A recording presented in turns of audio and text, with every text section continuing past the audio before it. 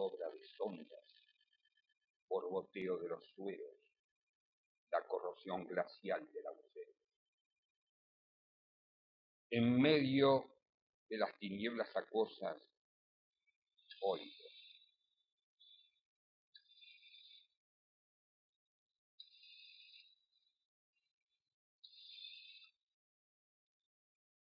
Oigo decir: ha muerto el 25, y desesperado abro los ojos y espantado miro el número de mi box.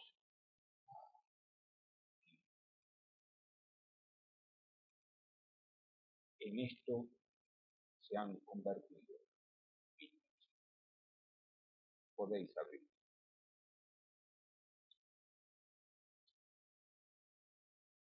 Les recomiendo la oración de la negra fiebre de Miguel Paz Cabanas, que hay varios relatos de él, para comprender y entender lo que Gabriel Heras en el texto de Valladolid decía: todos ustedes han vivido o habrán de vivir una situación inesperada. Todos o sus familias. Cuando todo parece que marcha fenomenal, mente bien, aparece lo inesperado, la enfermedad. Y ella da igual, seas quien seas, tengas lo que tengas. Allí vendrá y te dirá: hola, aquí he llegado para cambiarte la vida. Ahora soy yo quien maneja tu destino.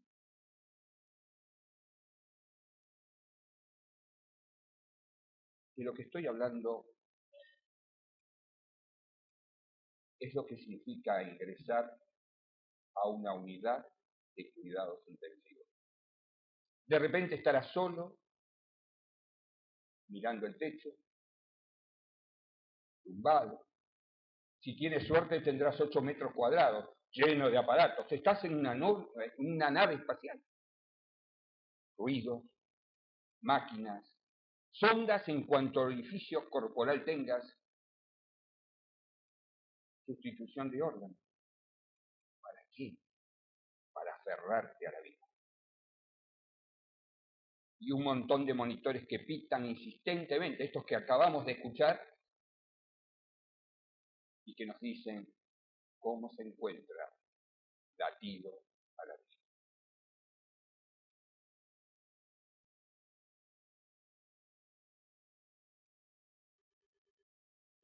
A esto.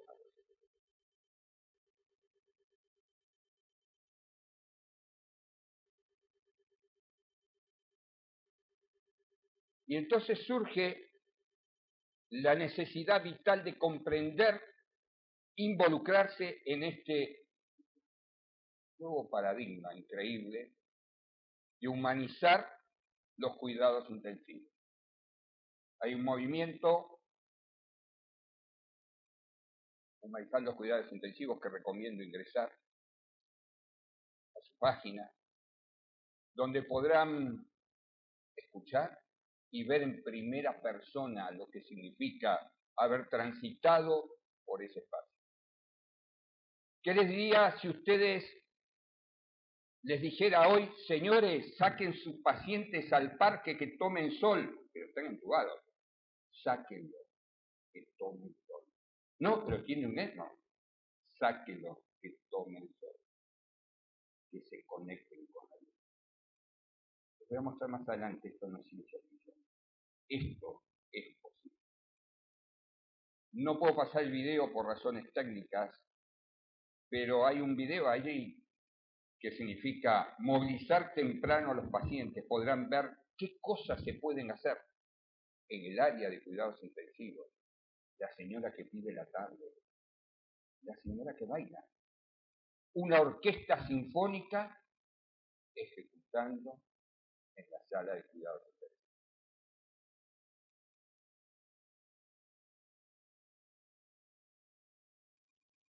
Ciencia, medicina crítica, nuevas humanidades. Trataré de justificarlo en los próximos. Durante la primera mitad del siglo pasado es cuando la medicina clínica alcanza, y por supuesto la crítica, por fin su verdadera categoría de ciencia. Es decir, Austin Bradford Hill, cuando logra poner a punto los métodos de ensayo clínicos, que la medicina queda finalmente constituida como una ciencia experimental basada en evidencias, basada en eficacia, basada en seguridad, y nosotros, ¿por qué al fin? Porque dejamos de depender de una experiencia subjetiva que casi siempre resultaba aparentemente engañosa. Sin embargo, rápidamente aparecieron las críticas, el disconfort, la molestia de toda la sociedad, porque advertíamos que detrás de esa ciencia íbamos perdiendo nuestra dignidad humana. Los que estaban padeciendo y quienes estábamos a cargo de los que estaban padeciendo. Nada más importante que el protocolo. Igual de que no lo respetes a la justicia. Es así que con el fin de humanizar a los profesionales surge un conjunto de disciplinas que denominamos humanidades médicas y que se esperaba que su enseñanza, de alguna manera, promoviera capacidades y actitudes humanamente significativas y de estas capacidades de comprensión, de compasión, de cuidado, de afrontar juntos el dolor y la muerte, sumado a la actitud responsable, solidaria, de respeto y aceptación de las personas. Si bien esto tiene un movimiento muy fuerte en 1970, es en la década del 90 en el que el Hastings Center de Nueva York comienza a preocuparse por este tema y se plantean discusiones muy interesantes. 10 años. En aquel momento se decía, esto está avanzando muy rápido y está llevando puesto al ser humano. Lo que parecía ciencia ficción hoy es posible. Señores, hace 48 horas se cambió el genoma de un embrión intraútero para responder a una deficiencia que conocemos claramente como síndrome de Down.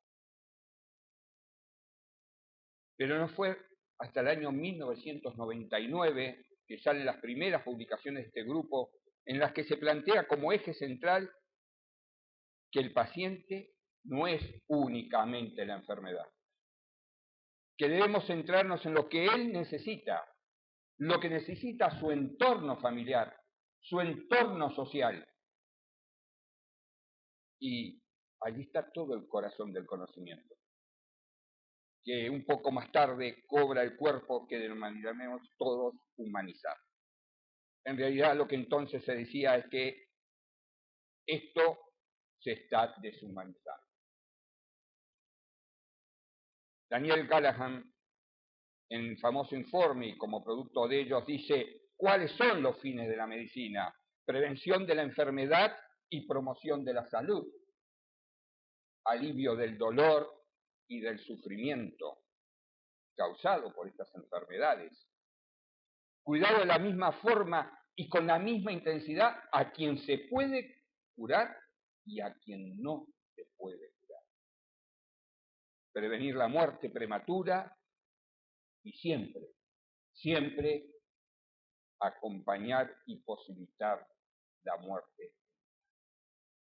Claramente, los hospitales, claramente las unidades de cuidado intensivo no es un buen lugar para morir. Lo que pasaba allá en los 90 es que no existía Facebook y por eso no se pudo viralizar esta línea de pensamiento. Los profesionales de la salud frente a la ciencia y a la medicina crítica, como en todas las demás especialidades de la medicina, deben aceptar la finitud humana y enseñar o ayudar a vivir en ella.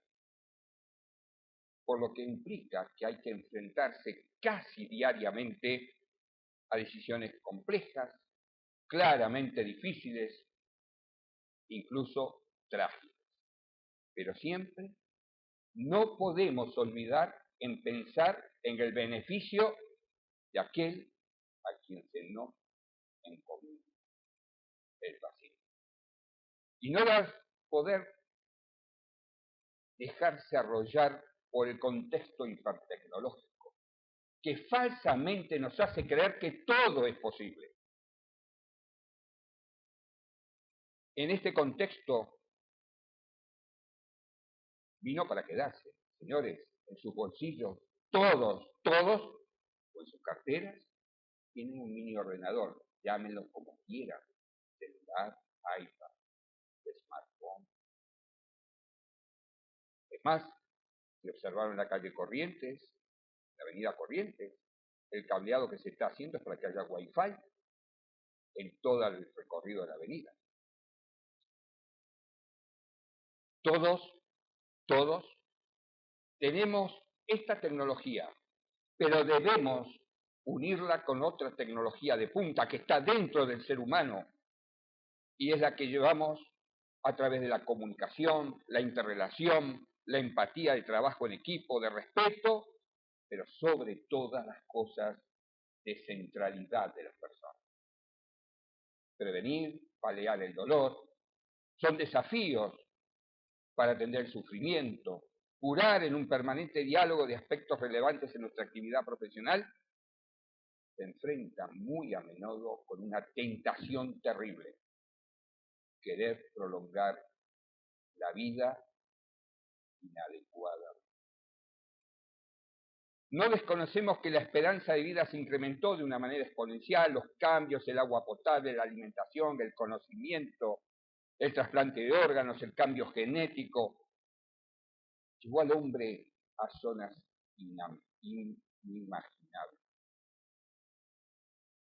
Esta transformación de los seres humanos como consecuencia de estos cambios de infraestructura han logrado cosas increíbles aún en patologías que hace pocos años eran certificados de función. Cáncer, leucemia, linfoma de Hodgkin. La farmacología tuvo lo suyo, trajo el alivio, pero nos hizo olvidar otros mecanismos y aportaciones que por este exceso de confianza en la pastillita y la medicalización hizo que terapias psicológicas y la conmiseración haya quedado de lado. Por supuesto que la medicina no puede garantizar una muerte tranquila, y mucho menos hacerse cargo de aquello que trae el paciente a nuestro encuentro.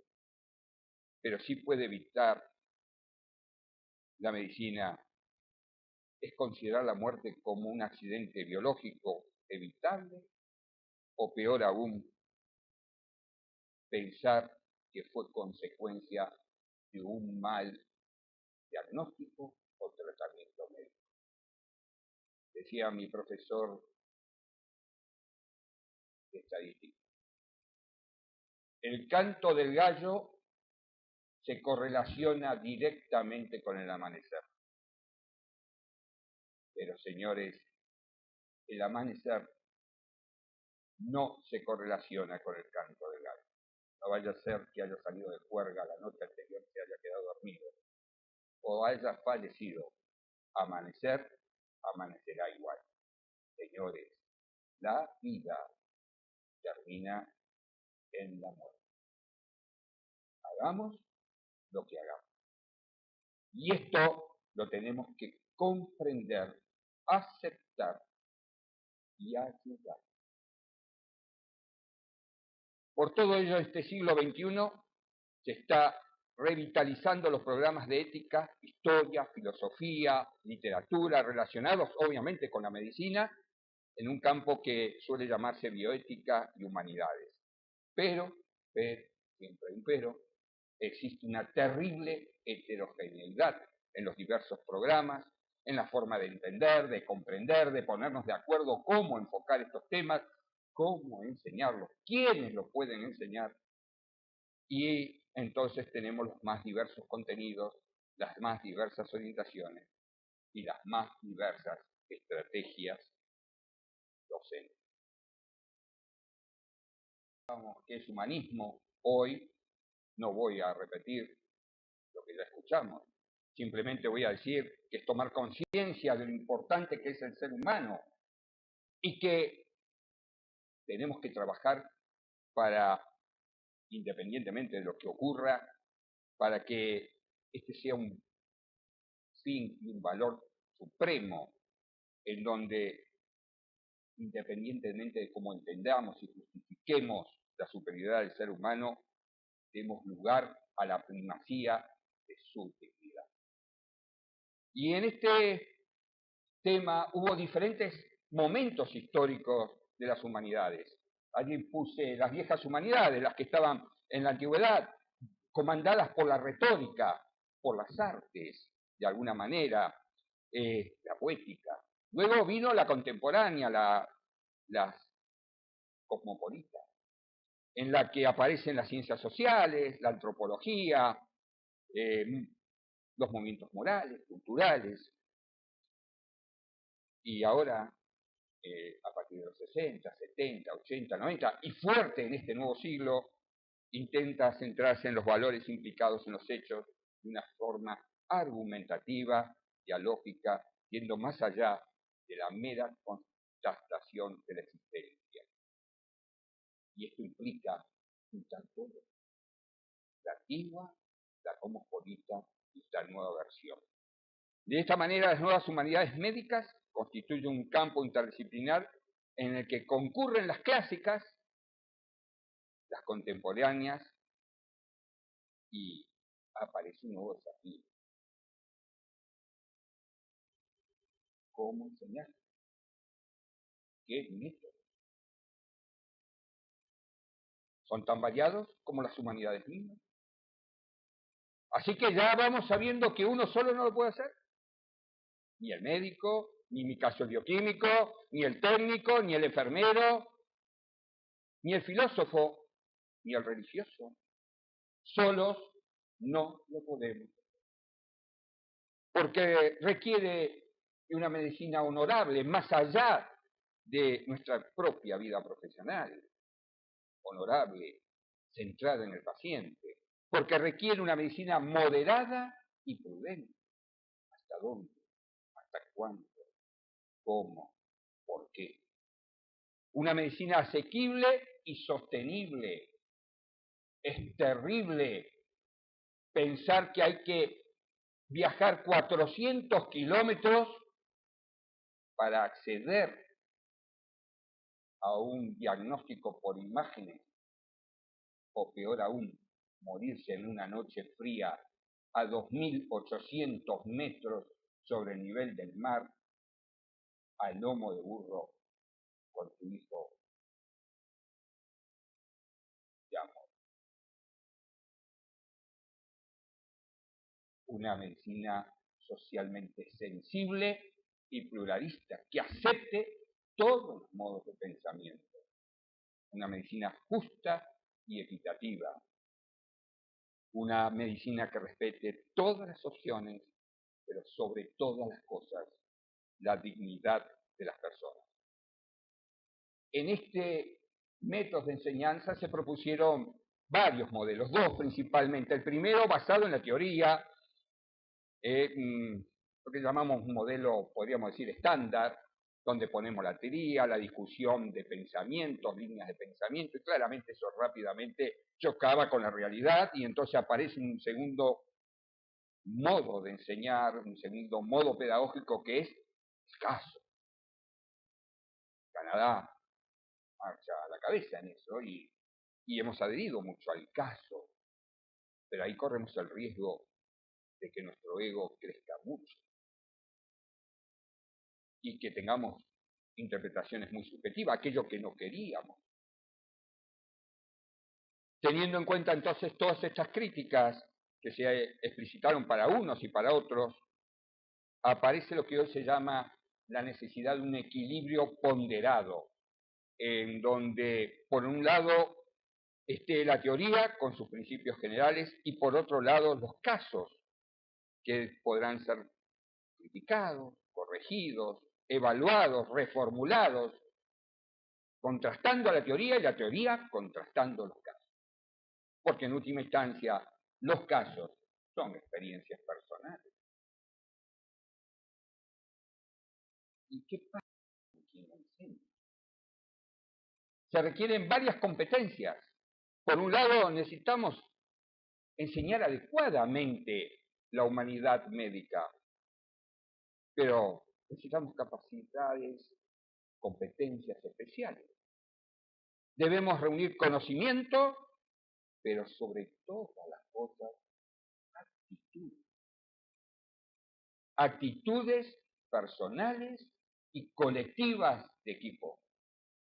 No basta tener con buenas intenciones, no basta dedicarse a los resultados, no basta refugiarse en un compromiso institucional o religioso o salir de la práctica médica porque estamos quemados de esa práctica médica para decir, ahora me dedico a promover, enseñar humanidades en medicina.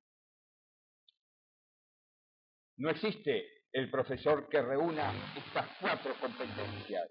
La descriptiva que tendríamos todos los profesionales de la salud por nuestra formación de grado, de posgrado.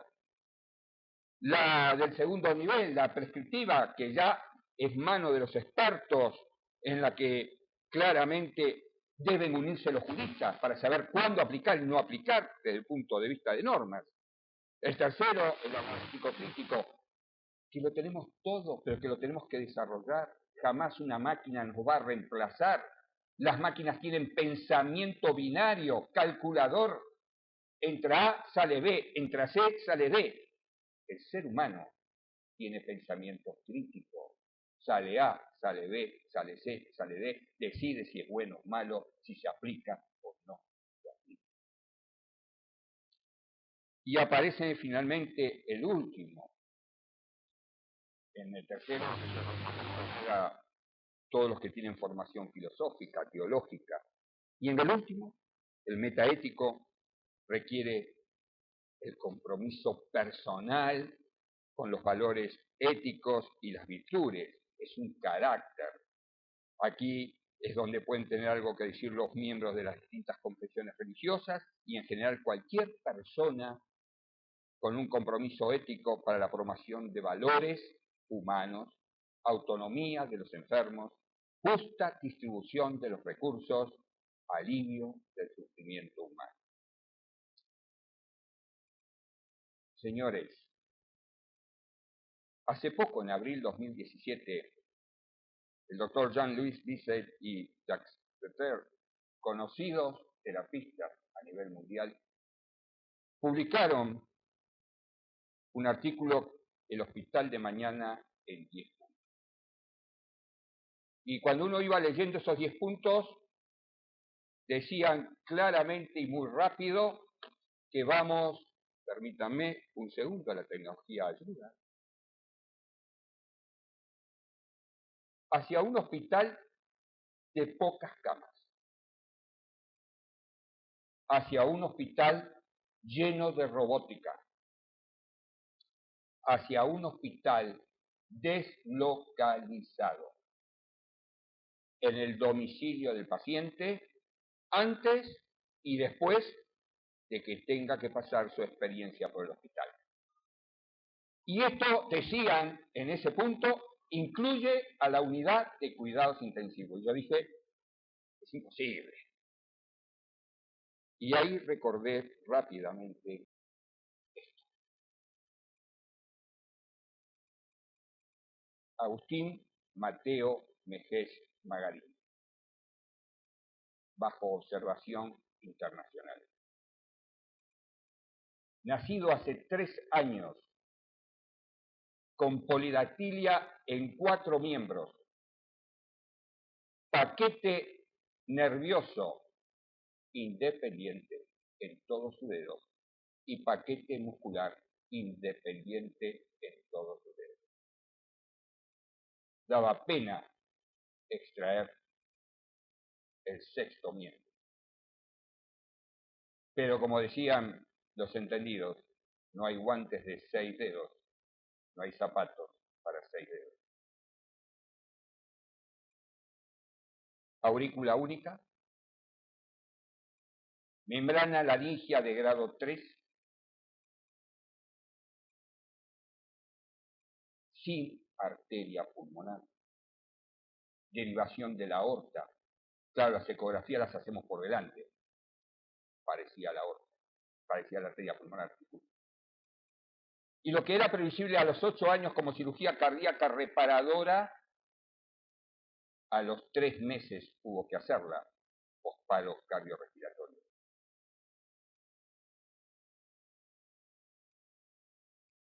No hay una sola alteración cromosómica, solamente un problema ambiental entre la segunda y 8ª semana de embarazo. Servicio de obstetricia y servicio de medicina nuclear muy próximos, pacientes que pasaban irradiados frente a la sala de espera. Este niño traqueotomizado a las 20 minutos, 25 minutos de nacido, pudo rápidamente ser trasladado a su casa a las 48 horas, instalarse la terapia intensiva allí, con doble turno de enfermería las 24 horas, todos conectados a través de los celulares, todos sus médicos. Pudo compartir con su hermana, que se subía a su sillita para poder estar a la altura de su hermano. Jugar con él. Ahí aparece la figura del psicomotricista, ayudando y colaborando. Y hoy es este niño. Habla, dialoga, va al jardín, juega, tiene sentimientos. Es un tránfuga bárbaro. Es pillo, como cualquier niño. Pero fundamentalmente es un niño feliz, alegre, como toda su familia, que pasó la angustia, pero lo tenía cerca. Por eso les digo que las nuevas humanidades constituyen un campo interdisciplinar, una oportunidad única para unir lo clásico, lo histórico, lo filosófico, lo ético, lo religioso, las ciencias sociales, antropológicas, con la realidad de todos los días, para hacer palabra, carne, esto que decimos que pertenecemos al arte del día. Desde la perspectiva histórica, el humanismo es un movimiento de tiempos de crisis que buscan valores humanos intrínsecos y en el que el ser humano reflexiona centrándose en sí mismo para surgir vías y nuevas mejoras. Entre los valores más proclamados están la dignidad humana, el desarrollo humano y la compasión, presente en todas las relaciones humanas. Los métodos de enseñanza, muy diversos. Recomendamos hoy alcanzar un equilibrio entre todos ellos y eso requiere cultivarlo en un marco ya ni siquiera interdisciplinario, transdisciplinario. Porque el paciente viaja, vaya a ver al gastroenterólogo, vaya a ver al neurólogo, vaya a ver al endocrinólogo, vaya a ver, y sigue esperando. En la transdisciplina vamos hacia el paciente todo. Claro que hay dudas. ¿Podrá cumplirse con los objetivos prácticos? ¿Podremos confiar en que la enseñanza de las nuevas humanidades médicas, en especial en la medicina crítica y en la ciencia, contribuirán a producir profesiones más humanas, profesionales más compasivos y responsables con esto? Lo cierto es que no lo sé, es que no lo sabemos, pero tengo muy claro en que no podemos dejar de intentar. Muchas gracias.